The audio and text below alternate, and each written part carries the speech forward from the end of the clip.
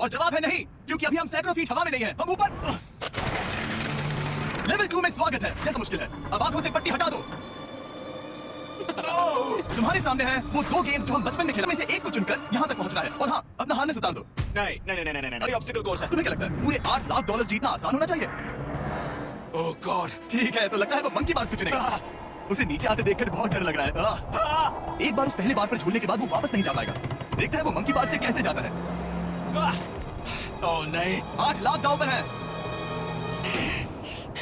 नीचे मत देखना, अब वो वापस नहीं जा सकता। 2 मत गिरना, प्लीज मत गिरना। ब्रो, ये तो पागलपन है। नहीं, पता है ये मुश्किल हो सकता है, पर देखो पैसे, वो पैसे यहाँ हैं। चलो आगे बढ़ो। ओह ये वाला, ओह नहीं, ओह माय गॉड। मैक, तुम ऑलमोस्ट आधे तक आ ही गए हो। तुम्हारी पिछली सभी हार के बारे में तो हमें नया कंटेस्टेंट लाना होगा।